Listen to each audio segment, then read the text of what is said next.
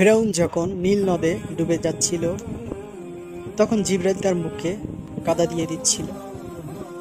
কেন দিয়েছিলেন জানেন কি? জানতে হলে আমাদের আল্লাহর পাক চ্যানেলটি সাবস্ক্রাইব করবেন এবং আমাদের সঙ্গে থাকবেন।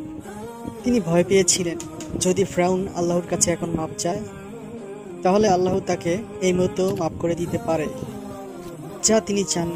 আল্লাহ যখন এই কারণ জানতে পারলেন তখন আল্লাহ বললেন, হে জিবরাইল, যদি সে তখনও তওবা করত আমি তাকে মাফ করে দিতাম।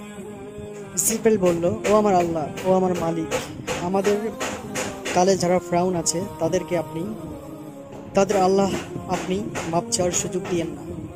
তাদের দুনিয়াতে থাকাকালীন অবস্থায় আমাদের দেখিয়ে শাস্তি দিও এবং আখিরাতেও জাহান্নামে একদম নিচের স্তরে তাদেরকে শাস্তি দিও। আমিন। আল্লাহ তাআলা আমাদের সঠিক পথ প্রদর্শন করার তৌফিক দান করুক এবং সাথে সাথে ইসলামিক চ্যানেলগুলো সাবস্ক্রাইব করে ভিডিওটি শেয়ার করে দেবেন, যাতে সবাই পথ সুষ্ঠু প্রদর্শন করতে পারে।